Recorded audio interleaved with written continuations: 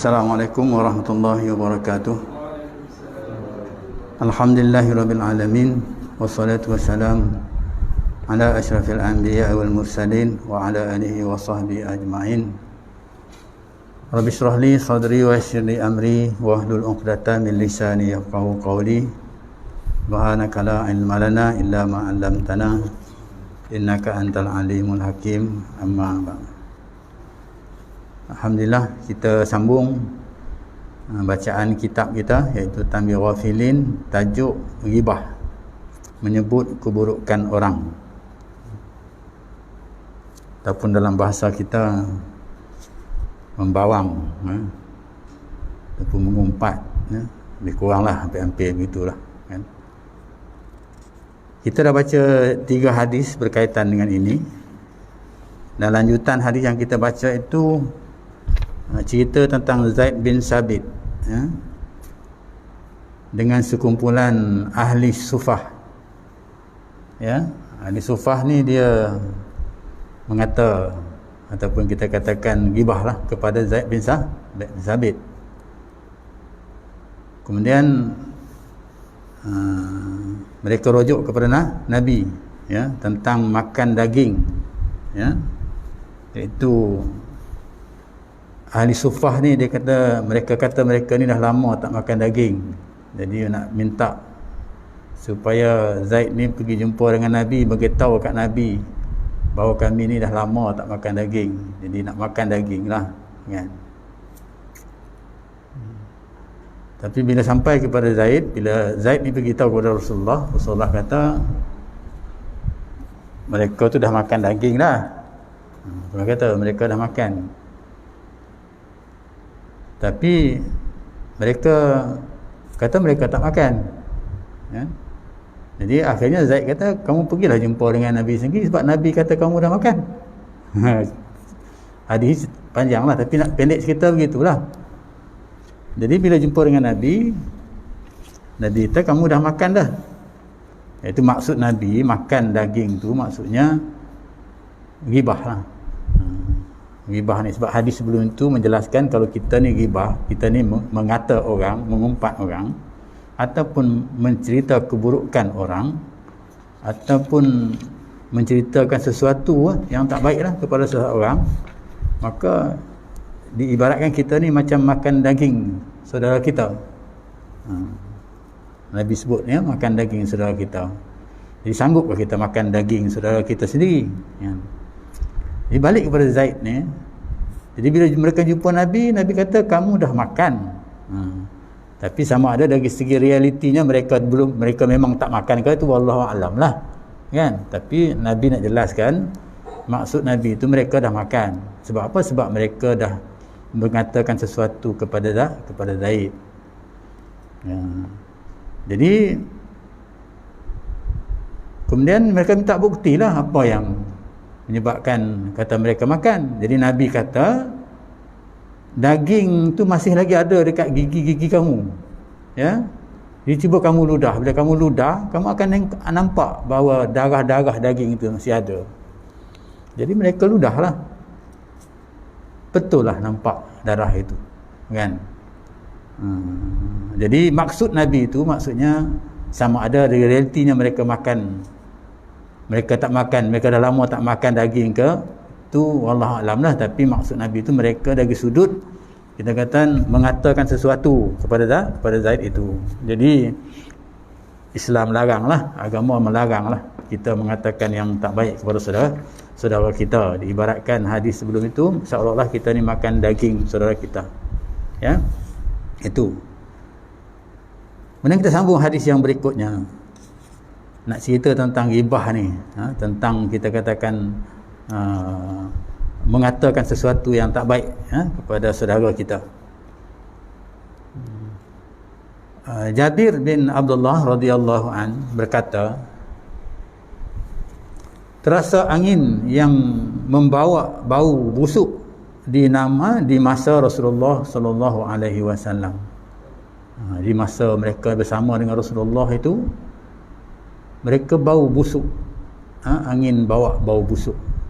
Maka Nabi SAW bersabda, jadi Nabi kata ada orang-orang munafik yang ghibah, iaitu mengumpat orang muslimin. Jadi sampai begitulah maksudnya, mengumpat tu boleh menyebabkan bau busuk. Ya, itu di zaman Rasulullah lah dengan sahabat-sahabat. Ya. Tapi kita sekarang ni mengumpat macam mana pun tak ada bau busuk lah. Ya, tak ada bau busuk, ya, mengumpat macam mana pun tak ada bau busuk, kan. Tapi zaman Rasulullah tu maksudnya begitu. Ya. Bau busuk itu. Jadi Nabi kata itu maksudnya bau busuk itu ialah orang-orang munafik ghibah, yang ghibah, mengumpat orang-orang muslimin. Maka inilah tandanya bau busuk tu, Nabi kata. Bau busuk tu. Yakni Allah akan menunjukkan kepada kaum muslimin yang taat dan patuh kenyataan, itu yang taat dan patuh, ya, kenyataan kebusukan dari apa yang telah dilarang, ya, oleh Allah kepada hambanya. Jadi maksudnya Allah nak tunjuk, ya, kepada orang-orang mukmin, iaitu orang yang taat dan patuh, ya, itu orang mukmin lah, ya, yang bertakwa kepada Allah Subhanahu Wa Taala, ya, tentang bau busuk itu, nak buktikan. Itu zaman Rasulullah, kan, nak buktikan bau busuk itu, ya, nak buktikan di zaman Rasulullah sallallahu alaihi wasallam. Sebab apa? Sebab zaman Rasulullah ni, sahabat-sahabat ni dia orang kata kuat iman mereka, ya. Kuat iman mereka ni maksudnya mereka ini sampai kepada tahap yang katakan waliullah. Sebab waliullah tu bukan seorang rasul, bukan seorang nabi, ya, bukan juga seorang yang jihad fisabilillah, ya. Ada sahabat tanya, siapa dia ya waliullah itu kepada Rasulullah? Ya, kalau kita rujuk hadis 40, kita ada 40, hadis yang ke-37 tak silap saya, ya. Ya, dia menceritakan, tanya siapa dia itu yang waliullah tu, sebab waliullah ni disebut bahawa para nabi, para syuhada suka kepada mereka ini. Jadi sahabat tanya lah, kan, mereka ni bukan nabi, mereka ni bukan syuhada, tapi mereka ini disukai oleh para nabi dan para syuhada, kan. Itu dikatakan waliullah, ya. Jadi diteranglah satu persatu, antaranya mereka ini berkasih sayang kerana Allah Subhanahu Wa Taala. Jadi maksudnya waliullah ni kasih sayang itu kuat pada mereka itu, cinta mereka kepada saudara mereka itu lebih kuat, khususnya kepada saudara se-Islam. Itu ada hadis menyebut la yu'minu ahadukum hatta yuhibbu li nafsi, apa? La yu'minu ahadukum hatta yuhibbu li nafsi. Tak jelas, tapi dalam bahasa astagfirullahalazim, Allahumma salli ala sayyidina Muhammad, lupa, dalam bahasa Melayunya lebih kurang, tidak beriman kamu selagi mana kamu tidak mencintai, ya, saudara kamu, ya, seperti mana mencintai diri kamu sendiri. Hatta yuhibbu lina hatta yuhibbu akhi yuhibbu nafsi, kan, itu. Okey, jadi maknanya itu dikatakan waliullah tadi, kan. Di zaman Nabi itu sahabat-sahabat tu sampai tahap makam dia begitulah. Kemudian diteranglah waliullah ni, nak sampai kepada tahap waliullah ini maksudnya mereka itu kuat beribadat, maksudnya ahli abid dikatakan orang yang kuat ibadat. Ibadat mereka itu yang sunat, yang wajib itu sudah pasti, yang sunat itu diperbanyakkan, maknanya itu dikatakan ibadat orang-orang yang sufi, orang yang dikatakan waliullah tadi. Di zaman Nabi ni para sahabat tu macam tu lah, termasuklah sahabat-sahabat yang disebut, ya, nama Zaid bin Sabit ini, jadi mereka ni, ya, disukai oleh, ya, Nabi. Maksudnya Nabi suka kepada mereka ni, Nabi Muhammad suka kepada Zaid bin Sabit, suka kepada sahabat-sahabat, ya, atas kerana kasih sayang mereka tadi. Jadi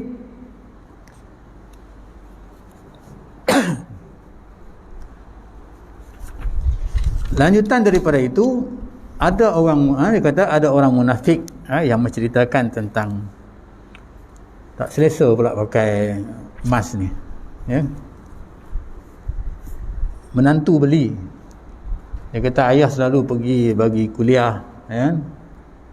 Jadi dia belilah yang saya selalu komplain. Dia kata kalau bercakap ni kadang-kadang udara ni naik ke bahagian mata ni. Kita pakai cermin mata, dia kelabu cermin mata tu, kan? Jadi tak nampak tulisan tu, kan? Dia beli yang ni, cuba, dia kata cuba yang ni.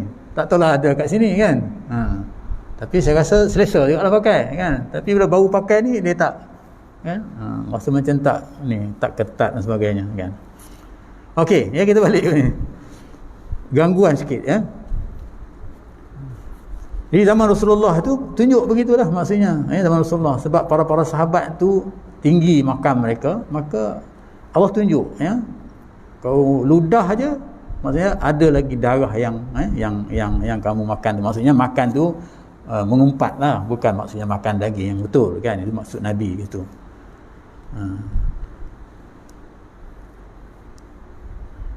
Okey, ketika ditanya kepada seorang hakim, apakah nikmat dari bau, dari busuknya, ya, bau ribah itu, apa dia kata hikmahnya, apa hikmatnya dari bau busuknya ribah itu? Jawabnya, hakim jawab, di masa Nabi SAW, Allah akan membuktikan kepada Nabi SAW dan sahabat-sahabatnya. Tetapi di masa kini, kerana banyaknya ribah itu, sehingga hidung kita telah berbau yang demikian. Jadi mana kata kerana sekarang ni dah banyak sangat ribah tu, ya, mengumpat-ngumpat ni dah banyak sangat dah. Jadi bau tu dah tak rasa dah hidung kita ni tak terasa lagi dah. Kerana banyak, kan? Banyak sangat, ya. Mengumpat tu dah tak rasa lagi dah bau busuk itu. Dia kata sebagaimana seorang yang pertama kali masuk ke tempat tukang masak, ya, tukang samak, ia pertama kali tidak dapat tinggal dengan selesa di sana akhirnya, ya. Di sana, ya. Akhirnya oleh kerana lama dia duduk kat situ, ya, walaupun dia tak biasa, tapi lama dia tinggal situ, akhirnya dapat makan minum di tempat itu. Walaupun tak selesa, baunya busuk, dia boleh makan minum tempat itu dan tidak merasakan bau apa-apa, kerana hidung tu dah orang kata apa, kalau orang Kedah kata mangli lah. Dah mangli dah kebal dah, ya. Itu macam kita katakan sinilah dulu, bila saya mula datang sini dulu, ya, kelang minyak sawit ni, kelang ni dekat, bau minyak tu, terasa baunya, nak tidur terasa baunya. Tapi sekarang dah tak rasa bau apa dah, kan? Begitulah keadaannya. Jadi diibaratkan di sini, maksudnya zaman Rasulullah itu sahabat-sahabat berbau, kan? Bila orang mengumpat, orang mengatakan orang ni, mana kata bau benda itu, kan? Itu zaman Rasulullah. Zaman sekarang ni dah tak bau lagi dah. Mungkin tingkat keimanan yang ada kepada kita pun mungkin yang menyebabkan kita tidak sampai kepada tahap untuk nak merasai itu, ya. Jadi orang-orang yang dapat merasai ini ialah orang-orang yang tahap imannya kuat, ya. Macam disebutkan, dia kata waliullah tadi, ya. Jadi bila sebut waliullah ni, maksudnya tahap imannya itu terlalu kuat, ya. Sebab tu Allah suka kepada waliullah ini, ya. Sampai Allah isytiharkan perang kepada mereka yang bermusuh dengan waliullah, ya. Sampai begitu sekali, kan, cintanya Allah Subhanahu Wa Taala kepada mereka yang kuat, abid kuat beribadat dengan Allah Subhanahu Wa Taala. Jadi maksudnya di sini nak jelaskan kepada kita bahawa mengumpat ini dilarang, antara salah satu daripada dosa besar, ya. Sampai begitulah di zaman Rasulullah, nampak jelas, ya, nak dibuktikan oleh Allah Subhanahu Wa Taala kepada orang-orang mukmin ketika itu, ya. Sekarang ni pun itulah dijelaskan begitulah kepada kita, kan, nak supaya kita faham. Okey, hadis yang berikutnya, kita pergi kepada hadis yang berikutnya. Saya baca terjemahannya saja, ya. Terjemahan hadis ini, ya, ketika Salman Al-Farisi bersama sahabat-sahabat yang di antara mereka juga ada Umar radhiyallahu anhu dalam berpergian, dalam perjalanan lah kita katakan. mungkin dalam perjalanan musafir ke dalam perjalanan satu perjalanan, ya, Salman Al-Farisi ni bersama dengan Sayyidina Umar radhiyallahu an. Tiba-tiba mereka berhenti. Mereka berhenti dan berkemah. Mereka berhenti dan berkemah. Maka tidurlah Salman dengan kawan-kawannya. Tidurlah Salman, ya, Salman pun maka tidurlah Salman. Salman tidur, mungkin keletihan, ya. Dah diri kemah apa semualah, dia pun tidur, ya, keletihan. Sedang kawan-kawannya pada ketika itu masak-masaklah. Jadi kawan-kawannya itu ada yang masak-masaklah. Mungkin masak-masak nak makanlah. Lalu ada beberapa orang berkata, ada di kalangan mereka tu yang masak-masak tadi kita katakan, berborak-borak, bercerita-cerita, apakah maksud hamba ini? Jadi mereka rujuk hamba itu maksudnya Salman Al-Farisi lah, kan? Hanya mau datang ke kemah yang sudah berdiri dan makanan yang sudah siap. Maksudnya dia datang, dia tidur, kemudian orang kawan-kawan ni semua masak, ya. Bila dah masak, kan, jadi kemah pun dah didirikan. Kemudian bila dia bangun nanti mungkin dia senanglah, dia boleh tidur, kemudian dia boleh makan. Ini mereka kata kepada Salman lah, maksudnya Salman lah itu, Salman yang sedang tidur tu. Kemudian mereka berkata kepada Salman, bila Salman tu dah bangun dari tidur, kata kat Salman, pergilah engkau kepada Nabi SAW, minta lauk untuk kamu, untuk kami. Jadi kamu pergi, ya, dengan Nabi, minta lauk untuk kami. Kadang kan mereka ni dah masak tadi, kan? Maka pergilah Salman menyampaikan kepada Nabi SAW permintaan mereka, apa yang mereka sebut tadi. Nabi SAW bersabda kepada Salman, Nabi pun kata kepada Salman, beritahukan kepada mereka bahawa mereka telah makan lauk pauk itu. Mereka dah makan, apa yang mereka nak minta tu mereka dah makan. Lebih kurang macam cerita Zaid juga tadi lah, ya, tadi kan. Maka kembalilah Salman kepada mereka kawan-kawannya dan memberitahu apa yang dikatakan oleh Nabi SAW itu, ya. Lalu mereka berkata, ya, kami belum makan apa-apa. Mereka kata kami belum makan apa-apa. Salman berkata, dan Nabi SAW tidak dusta. Sama kata Nabi ni tak akan dusta, ya. Cerita Nabi ni tak akan dusta. Nabi ni pembenar, ya. Itu Al-Amin, ya, itu Nabi itu. Dalam kemudian tidak dusta dalam sabdanya, dalam Nabi berkata-kata tu, maksudnya Nabi tak pernah dusta. Lebih baik kamu pergi sendiri kepadanya. Jadi kalau kamu kata begitu, ya, jadi kalau kamu kata aku ni dusta, ya, apa yang Nabi sampaikan kepada kamu itu, ya, tapi Nabi tak pernah dusta, kan? Jadi kamu jumpa sendiri dengan Nabi. Maka pergilah mereka kepada Nabi SAW. Mereka sampai pergi kepada Nabi. Lalu dikatakan oleh Nabi SAW, Nabi kata kepada mereka, kamu telah makan daging saudaramu, kan? Ketika kamu mempercakapkannya, ribah. Ketika Salman tidur tadilah, cerita tadi, membawang tadi kita katakan, ya, padanya di waktu dia sedang tidur tadi, kamu membawang. Lalu Nabi SAW membaca ayat 12 Al-Hujurat, ya, ayat 12 Al-Hujurat, iaitu ayatnya yang berbunyi, ya ayyuhallazina amanu ijtanibu katsiran minadh-dhanni inna ba'dadh-dhanni ismun wala tajassasu wala ya'tab ba'dukum ba'dan ahibbu ahadakum an ya'kula lahma akhihi maitan fakarihtumu.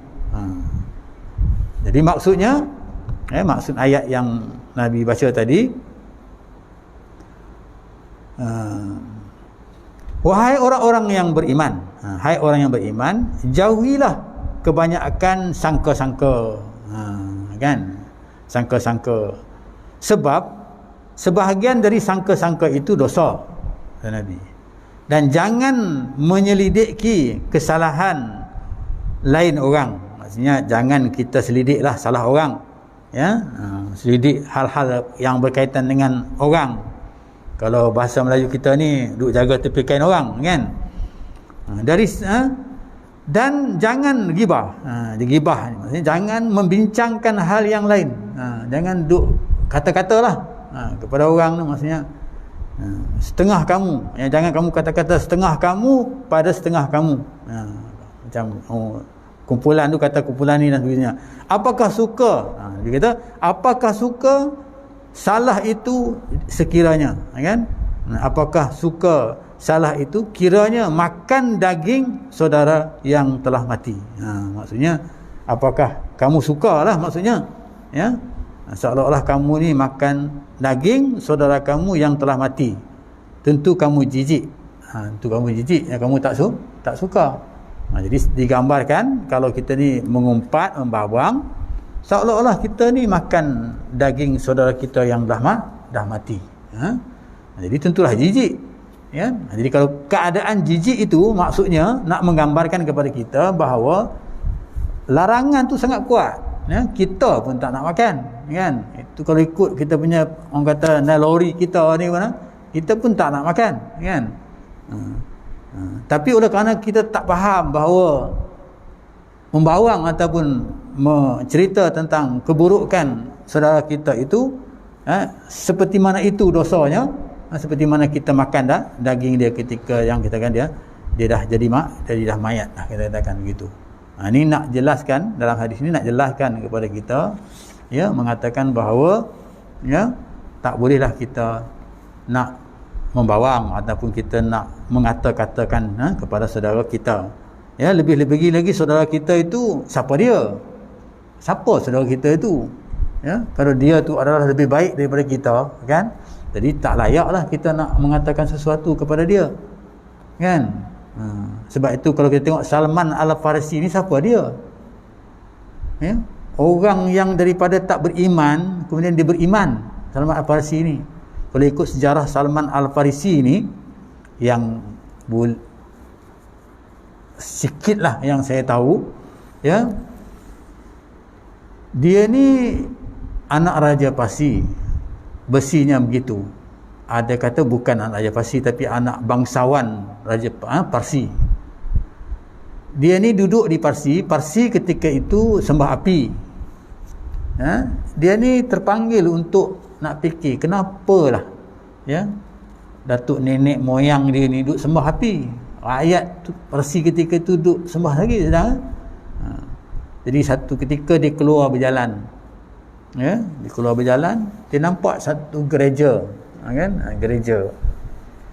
Kemudian dia mendekati gereja itu, tengok apa yang dibuat kat gereja itu, maka dia berminat, ya, dia pun pergi gereja itu, kemudian dia belajar, ya. Dia belajar, kita katakan belajar, kita katakan kalau sebut gereja ni Kristian lah, kan. Belajar agama Nabi Musa, Nabi Isa, sampai bila dia belajar tu, maksudnya terpanggil dia tu nak belajar terus, nak cari terus, ya, Tuhan yang sebenar. Adakah sembahan api itu Tuhan, kan? Dia nak cari terus. Jadi terpanggil dia untuk nak mencari terus yang hak, yang sepatutnya dia sembah itu siapa dia, kan? Yang disembah oleh ayat, kita katakan oleh datuk nenek moyang orang Parsi itu. Jadi akhirnya dia ambil keputusan nak belajar. Bila dia belajar lagi ni, maksudnya pada kita ni kalau kita belajar, dia lagi nak belajar, kan? Itu kalau sampai kepada peringkat yang macam itu, dah rasa macam orang kata kehausan. Bila minum tu nak minum lagi, tak puas, ya. Ilmu tu begitulah digambarkan, ya. Tak boleh hilang kepuasan kita. Kalau siapa yang kita katakan dah, ya, telinga baca, ya, maksud dia ilmu, kan. Sebab ilmu Allah ni maksudnya macam candu lah orang kata. Bila kita makan tu, bila kita nak rasa nak lagi, kan, begitu. Apatah lagi bila kita nak sampai kepada satu matlamat, kan, nak cari, dah nak jumpa dekat begitu, kan. Maksudnya itulah yang berlaku kepada Salman ini. Sampai ceritanya dia belajar kitab Injil, dia belajar kitab, dia khatam lah kitab Injil tu, dia khatam kitab Taurat itu, kan? Sampai begitu. Kemudian dia khatam kitab Zabur itu, dia cari, dia belajar, kan? Akhirnya dia minta keluar. Dia nak keluar tu nak pergi belajar lah, kita katakan. Jadi mak bapak dia ni, jadi kita nak cerita, nak tutup cerita kita ni kan dengan ni, mak bapak dia ni sayang kan dia, katanya dia ni anak tunggal seorang ya, kan? Jadi nak lepaskan dia, sedangkan dia ni nak pergi cari kan, nak belajar kan, kita katakan. Jadi akhirnya mak bapak dia ni bagi dia duit yang banyak lah, bekalkan dia duit yang banyak. Tapi duit yang banyak itu pun habis kan, habis. Bila dia dah habis ni duit yang banyak ni, dia duk cari lagi. Akhirnya dia jadi seorang hamba ya. Dia hamba yang taat lah kepada Tuhan dia. Jadi ketika dia jadi hamba itu, dia mendengar cerita bahawa ada seorang nabi ya, baru nabi, seorang nabi ya, yang adanya di Mekah ketika itu ya, heboh ada di Mekah ketika itu. Dia dapat tahu, dan dia dapat dalam Al-Quran, dalam kitab Injil, Taurat pun dia dapat tahu. Begitu dia belajar tu, ada di akhir zaman akan ada. Dalam kitab Taurat, kitab Injil jelas menyebutkan itu. Kan? Ada, mana kata begitu. Jadi akhirnya kebetulan tuannya itu nak mengembara lah, perniagaan, nak menggara, nak pergi ke Madinah. Ya, bila pergi ke Madinah, maka dia pun ikut tuan dia pergi Madinah. Kan? Tuan dia ikut dia pergi Madinah. Dia sampai di Madinah, kebetulan Nabi ketika itu sedang daripada Mekah dah sampai ke Madinah. Berpindah daripada Mekah pergi ke Madinah dan berhenti di sebuah tempat yang bernama Quba. Tempat Quba. Kalau kita pergi Mekah, kita jumpalah Masjid Quba. Itu masjid yang pertama didirikan oleh Rasulullah SAW. Dalam Al-Quran disebut la masjidah ussisa ala taqwa ya, masjid itu dibina atas ketakwaan ya. Itu dalam Al-Quran disebut. Itu Masjid Quba. Nabi bila sampai di Masjid Quba, maka macam biasalah kan, beri penerangan, beri penjelasan, buat pengajian dan sebagainya, terang pada itu kepada orang Islam ketika itu, orang yang beriman. Jadi Salman Al-Farisi ini dia sampai di Madinah, dia bagi tahu tuan dia, sebab dia ni hamba yang baik, dia kata dia nak keluar, dia nak berjumpa dengan, dia nak pergi ke berjumpa dengan orang ni. Di tuan dia pun tak kisahlah, sebab dia hamba yang baik kan, benarkan. Maka dia pergilah di Masjid Quba tu. Dia pergilah, sampai ke Masjid Quba tu, dia dengarlah, dia nampaklah Nabi, kemudian dia dengarlah apa yang Nabi ceritakan ketika itu. Dan selepas selesai Nabi dah ceritakan semuanya, bukan, Nabi kata beredarlah semua. Pak Nabi minta Nabi nak bersendirian lah. Tapi dia tak bersendirian, dia tak beredar. Bila dia tak beredar, Nabi tanya dia, kenapa kamu tak beredar sedangkan orang lain semua beredar? Dia kata, adakah perintah ini ya, ini besi cerita lah kan, sama ada betul. Dia kata perintah ini untuk orang-orang yang beriman, maksudnya orang yang beriman dengan Rasulullah ya, tapi aku ni belum lagi ya, belum lagi bersama. Jadi akhirnya dia pun dijemput oleh Rasulullah, panggil, tanya dia dan sebagainya. Kemudian selepas itu dia kata dia nak, sebab dia belajar dalam kitab ya, Taurat, kitab Injil tu, tanda-tanda kerasulan Nabi Muhammad SAW tu ada di belikat Nabi ya, di belakang Nabi ni, tanda kerasulan, tanda hitam itu di belakang Nabi. Dan dia duduk di belakang Nabi, dia minta Nabi angkatkan kan, bukakan, dia nak tengok kan. Jadi dia tengok lambang itu, kita katakan bagi orang yang dah belajar, dia tahu dan sebagainya kan, dia tengok itu, ni dah sah betul lah, dia kata dia. Langsung dia peluk Nabi, kemudian dia beriman dengan Nabi. Itu Salman Al-Farisi. Maksudnya dia mencari yang hak sampai jumpa. Jadi keimanan ni sangat kuat lah. Jadi kita kata orang yang kita katakan yang mengumpat, yang mengatakan yang tak baik pada dia tu, memang tak begitulah kan, tak sesuai lah kita katakan. Sebab ketinggian keimanan Salman Al-Farisi itu maksudnya. Jadi dia bukan orang Arab, dia orang Parsi. Dia beriman dengan Nabi, kemudian dia menjadi seorang yang kuat, dia beriman dengan Nabi dan dekat dengan Nabi, sampai dalam satu peperangan pernah dia mencadangkan supaya dibina parit ya, dibina parit untuk nak menghadapi musuh orang-orang musyrikin dan orang-orang kafir ya. kita dalam peperangan Khandaq, dalam peperangan Khandaq ketika itu, dan peperangan tu orang Islam menang. Itu cadangan ataupun idea yang dibuat oleh Salman Al-Farisi. Sebab dia ni orang kata hidup di negara Parsi, yang negara yang kuat, ya, kerajaan yang kuat ketika itu Parsi dan Rom lah, ya, kerajaan yang kuat ketika itu, kan. Jadi strategi peperangan tu dia tahulah, kan. Dan dia berkhidmat, beriman dengan Rasulullah SAW, dengan Allah, maka dia berkhidmat dengan. Jadi itu kelebihan yang kita katakan yang ada kepada Salman Al-Farisi. Jadi hadis ini menceritakan tentang Salman Al-Farisi. Orang ni menceritakan tentang membawanglah kisah tentang, jadi siapa dia Salman Al-Farisi itu, kita katakan tentulah. Jadi dalam hadis yang kita baca ni, sebelum ni saya tutup dengan ini, jadi maksudnya kita sambung hadis yang berikutnya nanti. Jadi yang ini nak jelaskan kepada kita lagi sekali, penekanannya mengatakan bahawa berdasarkan hadis-hadis yang kita baca ini, maka Nabi SAW jelas nak menunjukkan bahawa dilarang sama sekali, dilarang selama kali kita ni